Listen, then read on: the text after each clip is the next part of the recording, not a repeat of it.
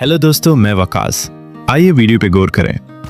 अगर मैं आपसे कहूं कि भारत में एक ऐसी जगह मौजूद है जहां सुबह का आगाज परिंदों की सुरीली आवाजों से होता है, जहां मीलों तक फैले सब्ज नारियल के दरख्त हवा के साथ झूमते हैं, जहां शफाफ झीलों पर तारते हुए खूबसूरत हाउसबोट्स किसी ख्वाब का मंजर पेश करते हैं, और जहां जिंदगी आज भी फितरत के साथ हम आहंग अंदाज में गुजरती है, तो शायद आपको यकीन ना आए, लेकिन ऐसी जगह हकीकत में मौजूद है और उसका नाम है केरला। दुनिया भर में उसे गॉड्स ओन कंट्री यानी खुदा का अपना वतन कहा जाता है। ये सिर्फ एक सियाहती मकाम नहीं, बल्कि एक ऐसा एहसास है जिसे अल्फाज में मुकम्मल तौर पर बयान करना मुश्किल है। भारत के जुनूब मगरबी साहिल पर वाक़े केरला एक ऐसी सरजमीन है जहां समंदर, दरिया, झीलें, पहाड़, घने जंगलात, चाय के बागात और हजारों साल पुरानी सकाफत एक साथ मिलकर एक मुनफरिद दुनिया बनाते हैं। केरला का नाम दो अल्फाज से मिलकर बना है, केरा यानी नारियल और आलम यानी जमीन। इसीलिए केरला को नारियल के दरख्तों की सरजमीन भी कहा जाता है। यहाँ लाखों नारियल के दरख्त सिर्फ खूबसूरती ही नहीं बढ़ाते, बल्कि मकामी लोगों की रोजी रोटी का भी अहम जरिया हैं। दोस्तों, आज की इस डॉक्यूमेंट्री में हम आपको केरला के इन खूबसूरत देहात में लेकर चलेंगे, जहाँ जिंदगी आज भी सुकून, मोहब्बत और फितरत के दरमियान गुजरती है। हम देखेंगे कि यहाँ के लोग कैसे रहते हैं, क्या खाते हैं, किस तरह खेती बाड़ी करते हैं, माहीगीरी कैसे होती है, और क्यों दुनिया भर से लाखों सयाह हर साल यहाँ आते हैं। केरला तकरीबन 600 किलोमीटर लंबी साहिली पट्टी रखता है। एक तरफ नीलगो पानी वाला बहरा अरब है, जबकि दूसरी तरफ सरसब्ज पहाड़ और मगरबी घाट की बुलंद वो बाला चोटियां। यही वजह है कि यहाँ का मौसम साल के बेशतर हिस्से में खुशगवार रहता है। जब सूरज की पहली किरण हरे भरे खेतों पर पड़ती है तो पूरा मंजर सुनहरी रोशनी में नहा जाता है। नहरों में आहिस्ता आहिस्ता चलती कश्तियां, किनारों पर खड़े नारियल के दरख्त और सुबह अपने काम पर निकलते मकामी लोग ऐसा मंजर पेश करते हैं जैसे किसी फिल्म का सीन हो। केरला की सबसे बड़ी खासियत यहाँ की सादगी है। यहाँ के देहात में लोग आज भी एक दूसरे की मदद करते हैं, ताज़ा सब्जियां उगाते हैं, मछली पकड़ते हैं और कुदरत के साथ हम आहंग जिंदगी गुजारते हैं। शायद यही वजह है कि यहाँ आने वाला हर शख्स दोबारा वापस आने की ख्वाहिश जरूर रखता है।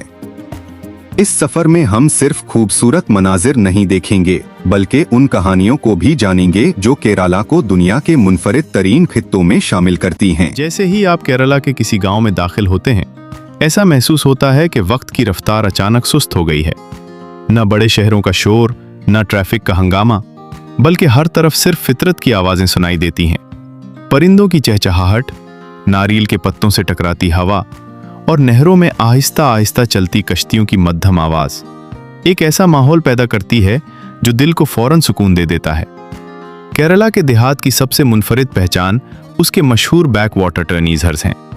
ये नहरों, झीलों और दरियाओं का एक वसी जाल है जो सैकड़ों किलोमीटर तक फैला हुआ है। यहाँ बहुत से लोग आज भी सड़कों के बजाय कश्तियों के जरिए सफर करते हैं। बच्चों का स्कूल जाना हो, किसानों को अपनी फसल मंडी तक पहुंचानी हो या किसी को बाजार जाना हो, कश्ती रोजमर्रा जिंदगी का अहम हिस्सा है। सुबह सवेरे जब सूरज की रोशनी पानी पर पड़ती है तो पूरा मंजर किसी आईने की तरह चमकने लगता है। किनारों पर खड़े लंबे नारियल के दरख्त पानी में अपना अक्स बनाते हैं, जबकि छोटी छोटी कश्तियां खामोशी से अपने सफर पर रवाना होती हैं। यहाँ के ज्यादातर घर ईंटों और लकड़ी से बने होते हैं, जिनके इर्द गिर्द नारियल, आम, केला, काली मिर्च और मुख्तलिफ मसालेहा जात के पौधे लगे होते हैं।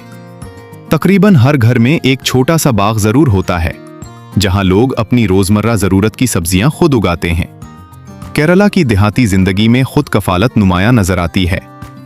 लोग कुदरती वसाइल का एहतराम करते हैं और माहौल को साफ रखने की भरपूर कोशिश करते हैं। यही वजह है कि यहाँ के बेशतर गांव इंतहाई साफ सुथरे दिखाई देते हैं।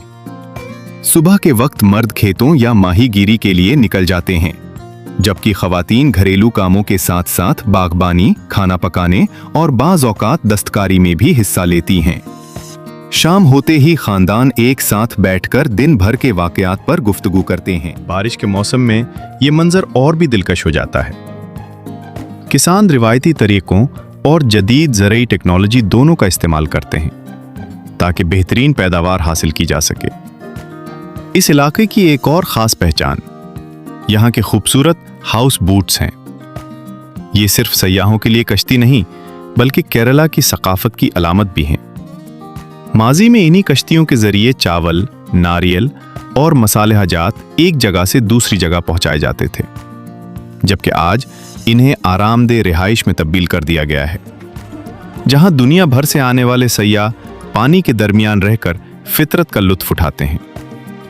जब शाम ढलती है और सूरज आहिस्ता आहिस्ता बैक वाटर्स के पीछे हुरूब होता है, तो आसमान नौरंगी और सुनहरी रंगों से भर जाता है।